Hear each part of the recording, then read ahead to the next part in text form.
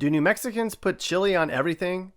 Does everyone in New Mexico have a state flag tattoo? And has the whole population seen a UFO? We're going to get to that stuff and a whole lot more. So grab a chimichanga and a margarita. We're going to unbox the state of New Mexico.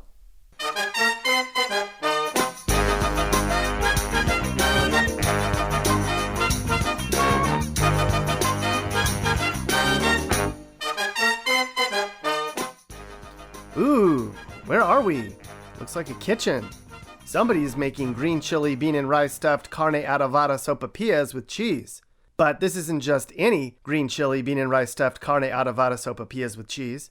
These are New Mexican green chili bean and rice stuffed carne adovada sopapillas with cheese.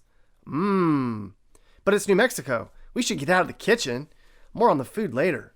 After all, this state's glorious outside, pal. New Mexico isn't just amazing food. It's really pretty out there too. A quarter of New Mexico is forested, which you probably didn't know. But it's a lot more than that. The terrain's pretty diverse. There's large mountain ranges and barren deserts and beautiful plains and even caves. It's actually the 5th largest state by size, but only 35th in population. And there's only 17 people per square mile. So there's a lot of space, which is good in today's America. As we're going to see, it's a very misunderstood state and one with a lot of state pride. There's all sorts of various regions of interest here, some of which are super culturally rich, others are vast and isolated, many are plain run down, but more on that later too. To really get to know New Mexico, we have to see all the different areas one by one, and then we can understand this state a lot more. This is New Mexico. Now, as you can see, there's a lot going on here. Like, it's not just sand, enchiladas, car thieves, turquoise jewelry, and Native American reservations. Well, that's most of it. JK, New Mexico. Let's begin our journey over here in eastern New Mexico. Way out here on the eastern side of the states, where you're going to find most of the rednecks and the hicks, the cowboys, the ranchers, and the oil men in New Mexico. It's very conservative out here. It's close to Texas. It sort of feels like Texas in many areas in this part of the state. As you can imagine, it's very red in a somewhat blue state. It kind of feels very Wild Westy out here in some areas. I mean, this is home to Billy the Kid and Pancho Villa. The biggest cities out here are places like Hobbs, Artesia, Carlsbad, Roswell, and Clovis. Most of these places are all sort of the same, hardworking blue-collar folks who work in energy or agriculture, for instance. You may not know it, but New Mexico ranks 3rd in the U.S. for oil production. However, it's boom or bust in the energy sector. Many of these towns have high crime, and these certainly aren't the most glamorous places you can live in the state. If you need a white-collar job, this is not a place to be.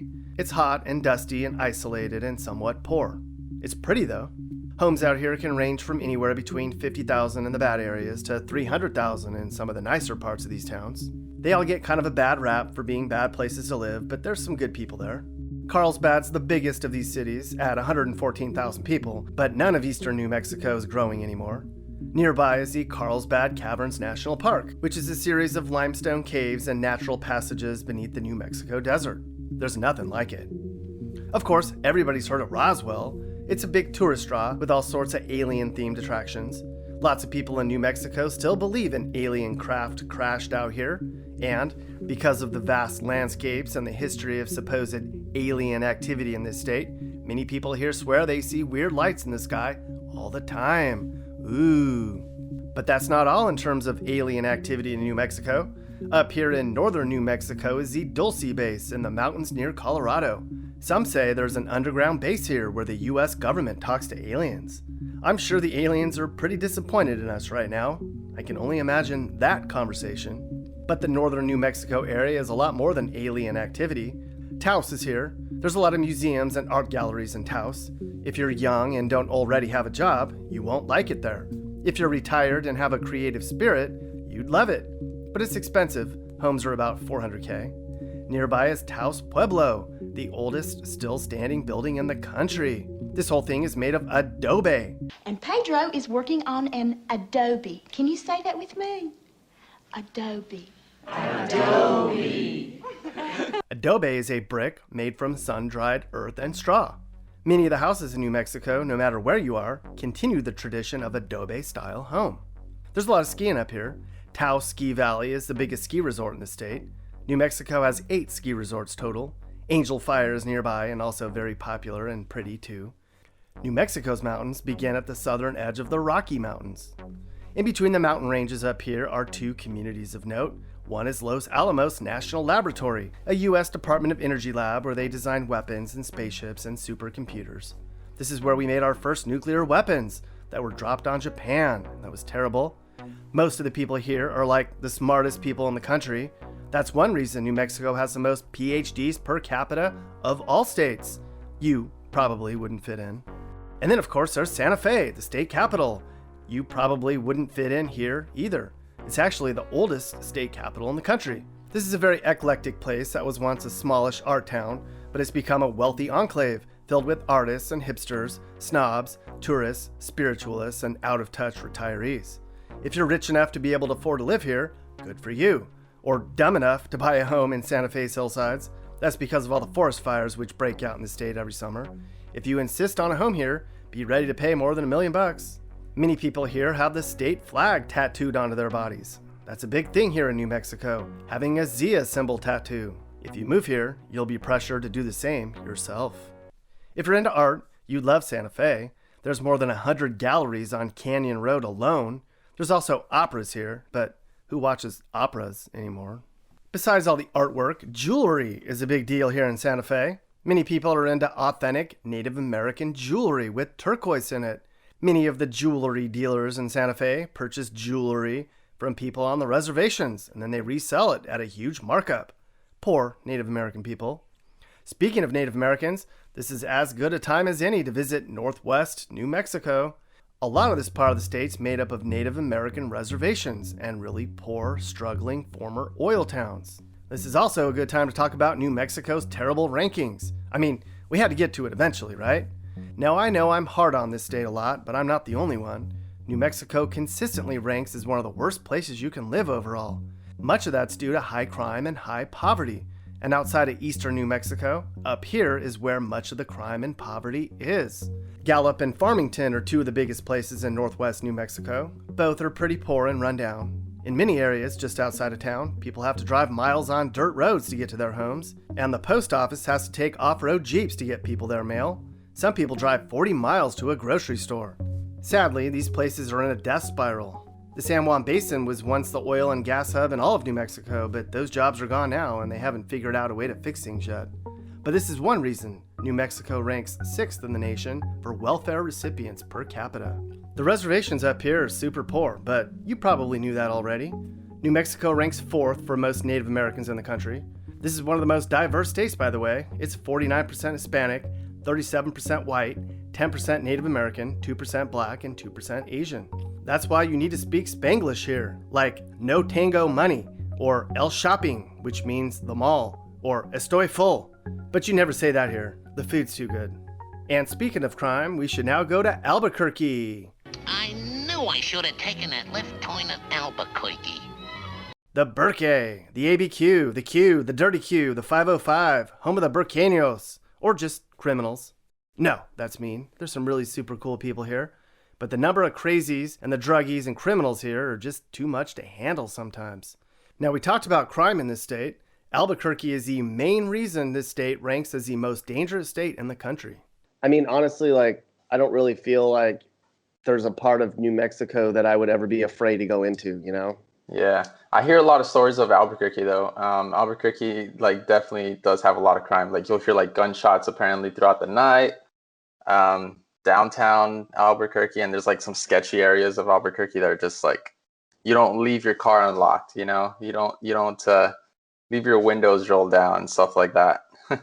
Now there's some good spots in town. The north side of town's good. The eastern foothills are also nice. But the war zone's a place Q natives fear. That's an area on the southeast side of town. They call it the war zone because it has a lot of crime and shootings and drug dealing and prostitution.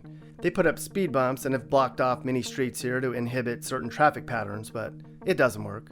A lot of the hotels along I-40 are bad places to be. Stuff gets stolen from cars and hotel rooms daily, or your car gets stolen. The Q is tops in the nation in terms of car thefts, even during siesta time. There's a large gang culture in Albuquerque. You'll see fights on sidewalks or in gas stations between random people for no reason. Of course, Albuquerque isn't that bad, sorta. There's a lot to do, just like any big city in America. There's a lot of great restaurants and culture.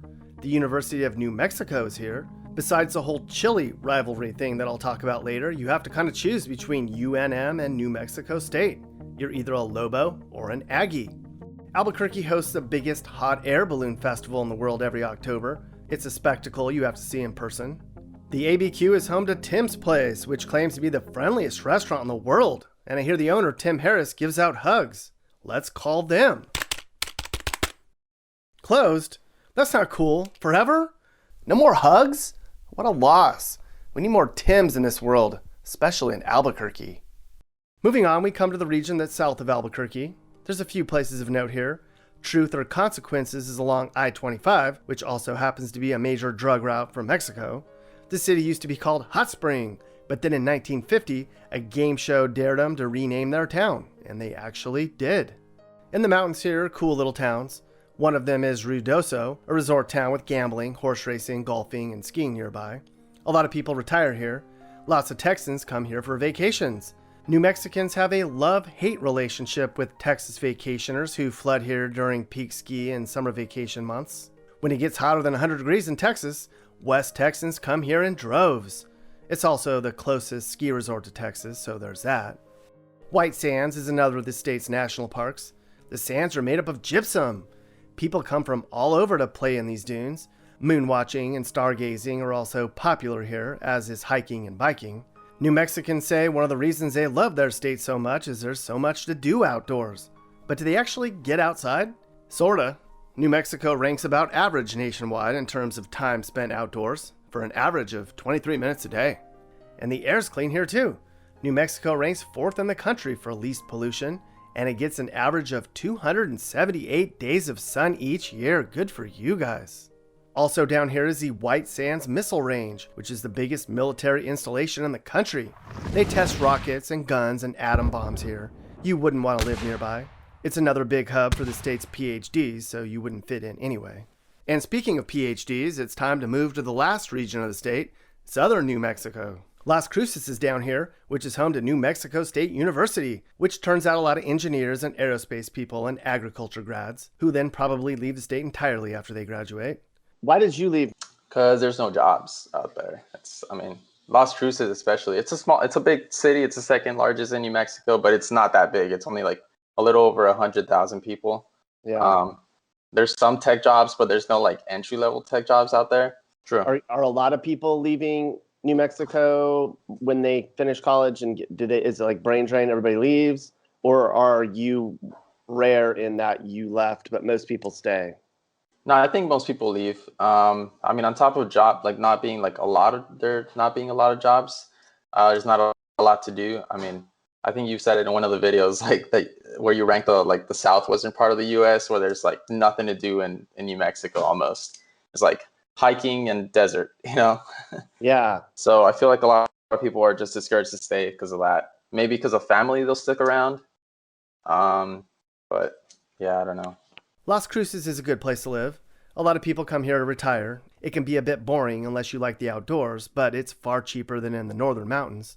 There aren't a lot of jobs here, just like the rest of the state, unless you want to work for the government or are in the aerospace, defense, energy, military, agriculture, or tourism industries. That's why a lot of people who get an education here leave here. But enough with all that other stuff. It's time to talk about the real reason we came here, the New Mexico food and the chili. New Mexico is the chili capital of the world. They grow a specific type of chili that doesn't grow anywhere else. And a lot of the chili peppers grown in this state are grown here in Hatch Valley. The chili and the food is what this state takes pride in most, hombre. And it's not Mexican food, it's new Mexican food. There's a difference.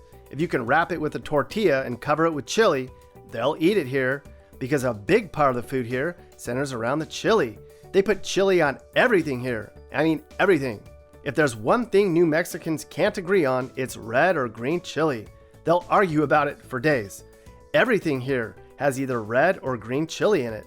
New Mexicans are super loyal to their choice of red or green chili. Or if you can't pick, you can get it Christmas style, which means both red and green chili. Yay!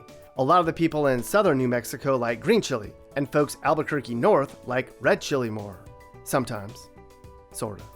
Red chili is more earthy and robust, while green chili is more fruity and spicy. Anyways, if you move here, Before you even have a chance to pick out drapes, you have to pick your chili. And the food on which the chili goes is totally unique to New Mexico and something that gets people all fired up. Blue corn chicken enchiladas, green chili cheeseburgers, sopapillas stuffed with anything you want, green chili stew, chili rellenos, and of course, basic stuff like tacos and burritos, but those are for the tourists. You could do a whole video just on New Mexican food. It's actually making me quite hungry right now. There's a lot to this state with all the food and the history and the beauty and the culture. Many people in New Mexico love their state and they have a lot of state pride. Some are embarrassed and ashamed that their state gets such a bad rap. Some parts here are difficult and dangerous places to live, but it's still their home, and though it's flawed in so many ways, there's a lot of potential here to be great outside of its own borders. Endless sunshine, a relaxed vibe, a low cost of living for the most part. They're very in tune with their heritage and culture here, and they want to preserve their style of food and their ceremonies and buildings. There's nothing like New Mexico in America, and that's a shame. Okay, so we did a pretty good job of covering New Mexico, didn't we? Yes, we did. And there's all kinds of other stuff we could have talked about too, like how New Mexico is becoming a craft beer state, or how people are coming here to make movies now. They're becoming a movie production hub, or the road runners everywhere, or the other cultural stuff. I mean, there's all kinds of other cultural things we could have talked about, but we have to go. I think there's a monsoon coming, and I have to go to El Shopping before it gets too flooded. Here's a cool song. Shine, New Mexico, shine, New Mexico, be fine, you're gonna be just fine. New Mexico, have pride, New Mexico inside, New Mexico, reach high, and you will go so high. New Mexico, your chili is rad, your chili is bad, ass your chili is rad. Now we talked a lot about how New Mexicans are having a hard time with drug addictions. If you're going through a tough time with drugs, there's all sorts of people who can help. nmhealth.org has all sorts of resources that you can look at to get help. It's never too late to begin the road to recovery. You can do it. Hey guys, if you learned something new about America or what it's like to live in America, great. You should think about subscribing and turning on your notifications. You can also click one of these videos or playlists for more. You can also now buy my songs on iTunes and other formats. Click the link in the description. Thanks for watching. And remember, while we all might have different views, we should all be nice to each other and try to make the U.S. a better place in a positive way. This is Sage, Nick's manager. This has been a Corner House Entertainment production.